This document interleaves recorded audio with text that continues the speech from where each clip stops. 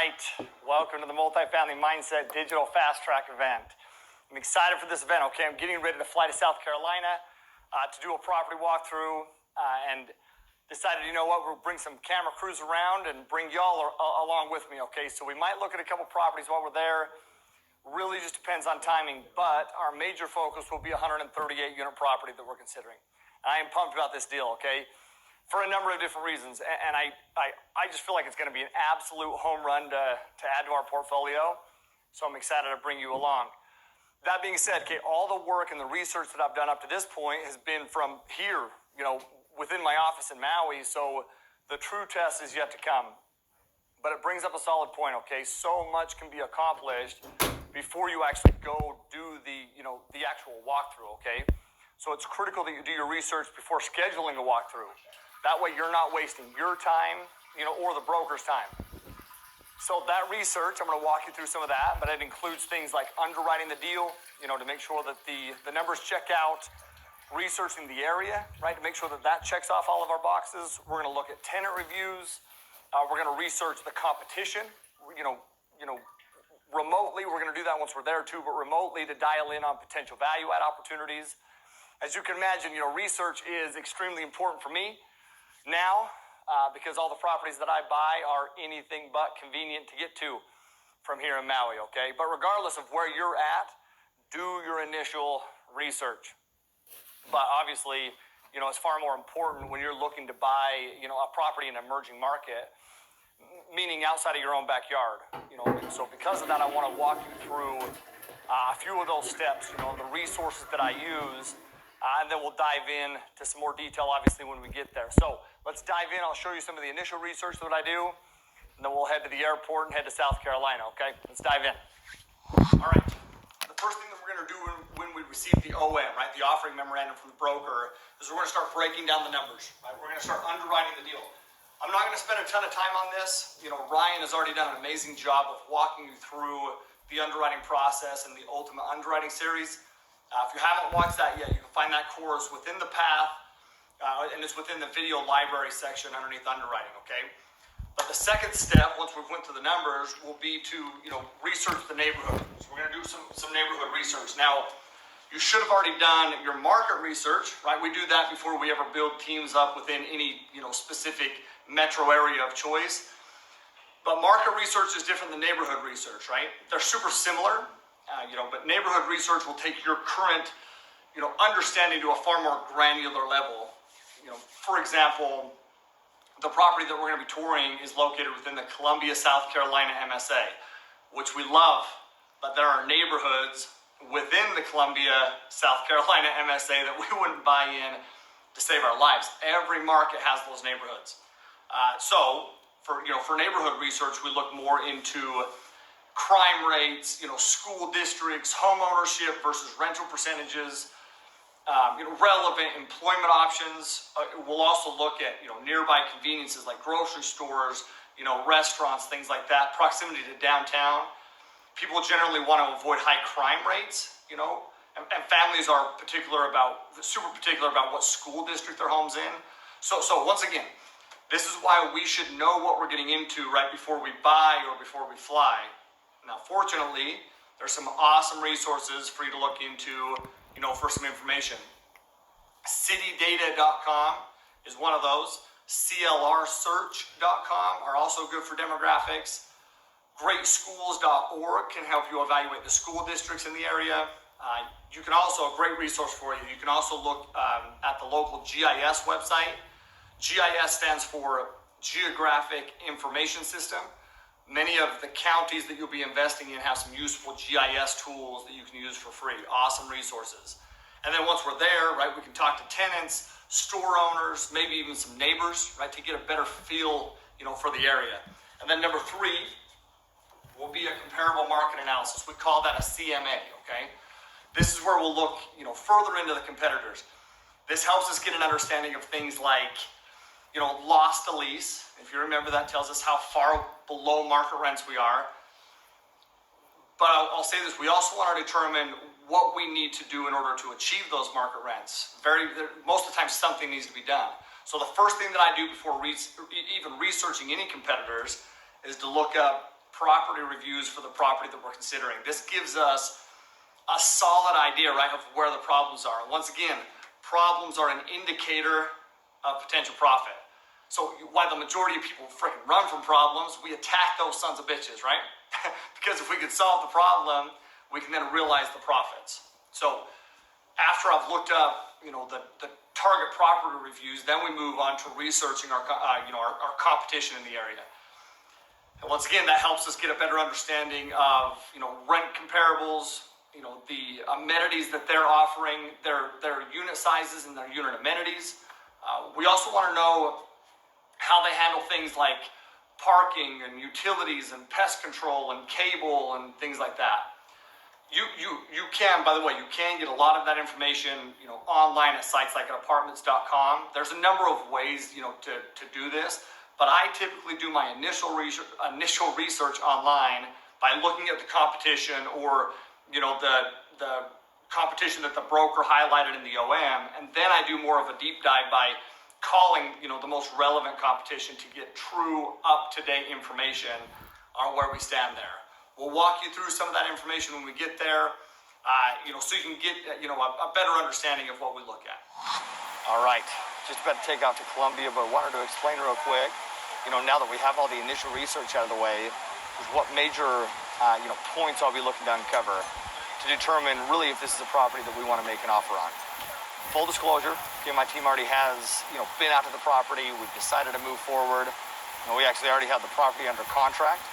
So, the true purpose of this trip is for more, final validation, as well as visiting some of our other, Carolina-based assets. And, also always, to look at a few other potential properties. We always try to double dip as much as we can. That is the beauty, by the way, of having a team in place that you trust implicitly. So understand though, okay, I didn't have that when I first started. Nobody does. Which means if you're, investing out of your, outside your own backyard, you may have to, place some blind offers or make a trip before the property is completely wrapped up.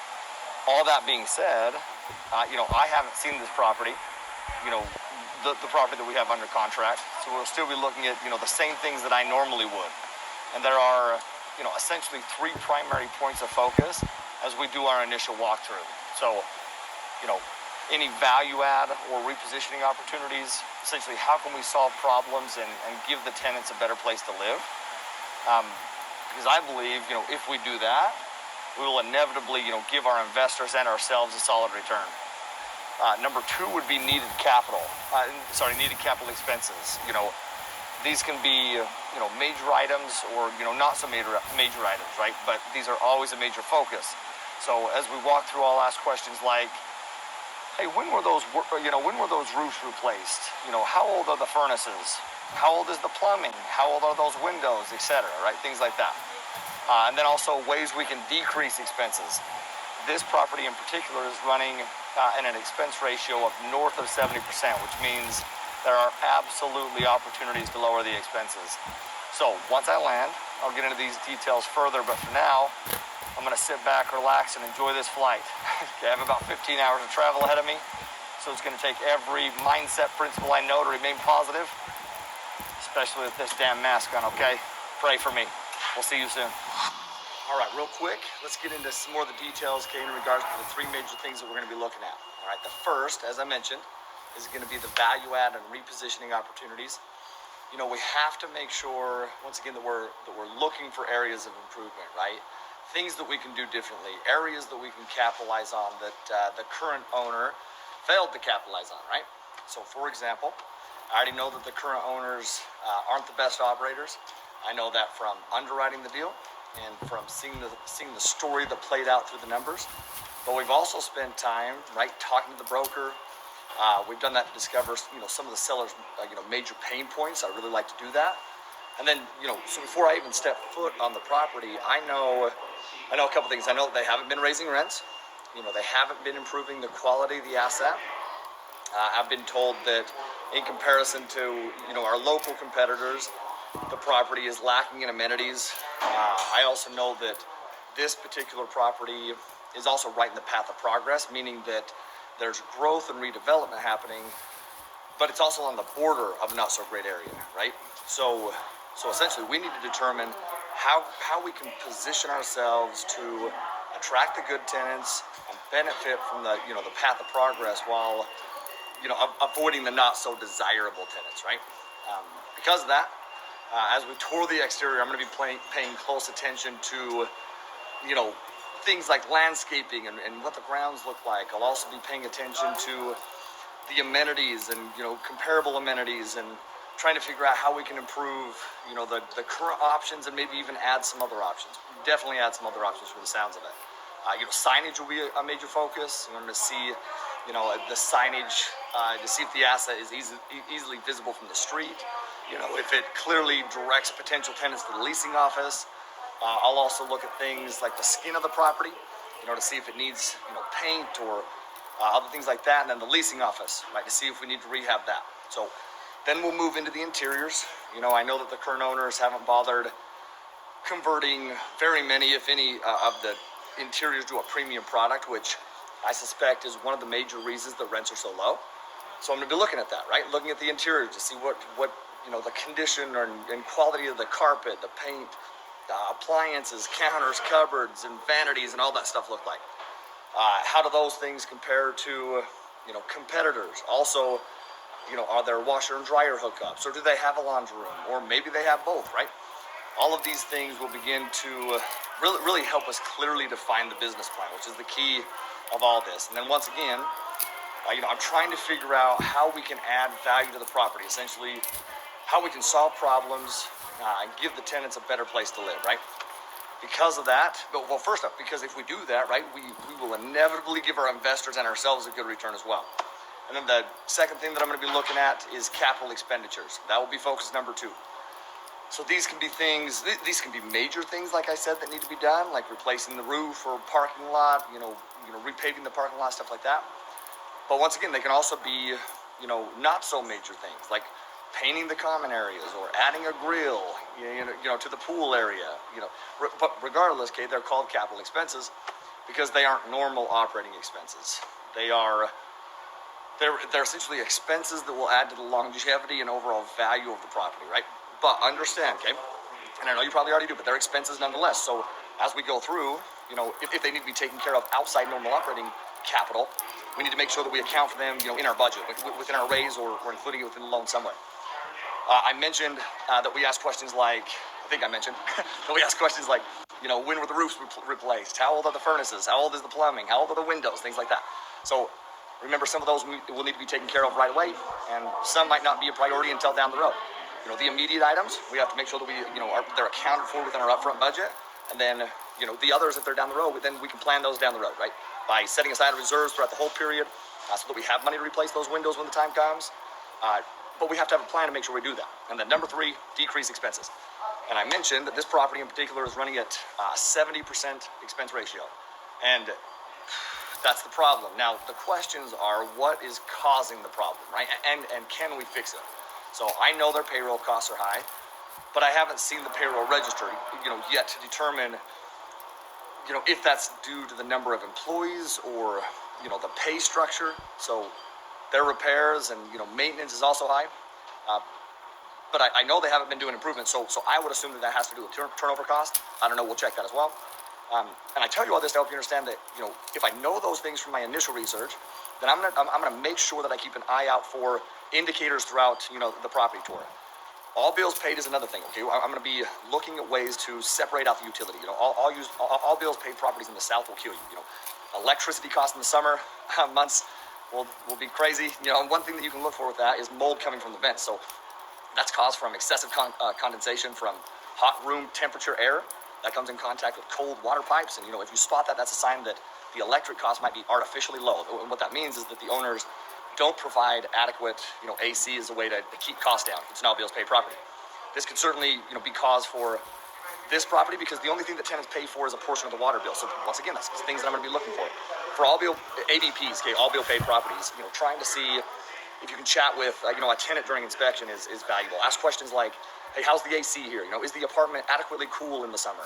If you hear a lot of no's, it's safe to assume that you're going to be spending more money on AC costs, right? Because you're going to provide adequate AC. All bill paid also tend to have like a boiler, chiller instead of an HVAC. And that's very important because a chiller for a 100 unit complex can cost up to $200K, and the boiler can run up to $25K. So they can last 30 to 35 years if they're well maintained. But if they aren't well maintained, or they're nearing the end of that lifespan, then we need to account for those costs within our budget. That could be a retradable offense as well. Each unit is connected by a water system of circulating pipes, okay, with what they call exchange units, and that they do that to push the air into the units. So normal condensation drips into a drainage, and those drainage systems are usually located in the hallway ceiling, behind between the kitchen and the bathroom typically. So look for water stains in that area as you go through. And if you see them, then it's likely that the drip pan, that it's clogged from too much condensation and mold. It's also another clue that AC is not being used enough in the summer. Water is another one, okay? As I mentioned, they bill back for a portion of the water, but it's still an expense that is high. So they bill back, but it's still an expense that is high. So because of that, I'm going to look at a number of items like toilets and shower heads. And I know that sounds so simple, but I found that it's something that very few owners really pay attention to. And I want to put this in perspective, right? If all the units have old toilets with the old standard of 3 gallons per flush, that used to be the standard, by the way. But the new toilets use much less than that. So can you imagine how much we can save on a 138 unit building by reducing that flush amount? I mean, I can cut that expense back by over a third by putting it, into today's standard. A third just from the toilets. So water saving shower heads, it's a tough one. They can help as well. They don't change the effectiveness of the shower, but they use a lot less water. I also mentioned we'll look at things like windows, especially if we can convert the building over to having the tenants pay. If we can't convert it over to having the tenants pay, to see how efficient the windows are. Maybe they're old, maybe they're letting a lot of heat or cold out. Finding a way to fix those will certainly reduce the heating or cooling expenses at that point. Anyway, that's a little bit more detail, okay, about the things that we're going to need to keep our eyes peeled as we go throughout. Another thing, I just have to record these videos as I can. It's so weird to record in the airport, but you know what? I do it for y'all, okay? Let's go see some properties. Let's go tour some units, man. I'm freaking pumped. I'm going to go meet up with Ryan right now. We'll see you in a minute. All right, at the hotel, just about to head over. Walk the property, but wanted to walk you through a few things essentially before we do, right? So we've talked about that. We've underwritten the deal. We've done our neighborhood research. But what we're gonna do is, and we're gonna be looking out for capital expenditures, right? So when we go in and we're doing these walkthroughs, we want to take essentially a careful inventory of the work that needs to be done around the property, right? You'll obviously, we're gonna find out more as we go through due diligence, so will you. But we want to have a rough estimate of repairs that need to be done before we submit an offer on the property. And so tell them how we do that. So like we go in, Ryan lives in Florida, I live in Maui. This property is in South Carolina. So how do we get some of that information even before we fly out here? Yeah, this is awesome. We have some boots on the ground with Lisa and Greg, and they're able to come walk the property, see if it's something that they like or that they want us to come out. So one of the things we do is we underwrite the deal, and we've already talked to JT yesterday. He's with our property management company. We're doing a competitive market analysis. So Tyler's talked a lot about like CMAs, is what we call them. That tells us how much below market rent are we, and how aggressive can we be at getting to market. Tyler's talked about on this property. There's 15 units that are renovated. How serious is Ryan right now? Oh boy. That's because I don't like to be on camera, but I'm being forward. Listen, one of the things Tyler talks about is your weaknesses, getting it out. Just like our investor calls, man, he makes me do this now. So as you can see, he's natural at this. But no, you can see I'm trying to. Do I smile? Do I not smile? Who knows? But I'm just glad I shaved a little today. But, you're looking sharp. Dude. Yeah. But my jacket, I'm just not as in shape as Tyler is. So I'm looking at that. So we have JT coming down. He's going to walk the property with us to tell us exactly what we can do. They've already started establishing relationships with contractors. We do have property in the area already, so we know like the different vendors. What's it going to take for us to fix up these units? To be able to get the to market rent and above market rent. So there's getting to market rent, and then there's doing premium units as well to push those. And so we're going to see on the 123 units that we're going to renovate. How much is that going to cost, and how much is that going to boost the NOI? We may not want to renovate every single unit. We may be able to get to market rent or get what we want without putting money into it. So that's one of the things we're doing. JT's going to walk the property with us to see exactly what we need to do. And just so you know, like you can have your property management company go, think about it, they get paid when we take over a property, right? So you can even have them go to the property before you fly out. So before we would fly out, right? We have partners in the area. So partners in the area walked and have a good idea. And I mentioned we already have this property under contract as well. So we have a good idea, right? But now here's the key. We have 123 something units that need to be renovated, right? Correct, yeah. So we know that needs to be done. Now the question is what needs to be done within those units. Right now we can get a good understanding of what those costs are, right? So a little bit of background as well. So the seller bought the property, I think it was like 3 years ago. 3 years ago for I think 9.2 million, yeah. 3 years ago, 9.2 million, but they came in inexperienced, underinsured, undercapitalized. You know, they had a fire right before, or right after, sorry, takeover, that they never rebuilt. In fact, they didn't even clean out the debris until just recently. Now there's just a fence around this area. It's just a, you know, a vacant spot essentially. But they got in trouble, right? They had to sell. And so you take that coupled with poor management, and that's where the problem lies, right? So now the key is what exactly, and this is what we'll be looking for, right? What exactly are those problems? How can we fix them? And then what will that mean to the bottom line, right? And then, you know, we can decide, pull the trigger, keep rolling. This is what we do on every walkthrough, right? These, as we're walking in, we have this set of eyes of, you know, what we're going to attack when we go in. So, but we're going to walk the property, and it's cold. It's 21 degrees. He lives, like I said, in Maui. I live in Florida. My goodness, it's 80 degrees where I live. It's 21 degrees outside here. I got long johns on, 3 pairs of socks. I have my coat over there that I'm about to throw on. We're as serious as it gets, right? I mean, there's a potential $4 million on this deal, you know, but like Tyler said, we do everything ahead of time, man. Now it's, you know, it's time to see what if they've told us the truth on the property. He needs to think bigger. Only $4 million. You think bigger. we're only going to make $4 million? No, that's right out of the gates, you know. Right? All right, we'll see you at the property, okay?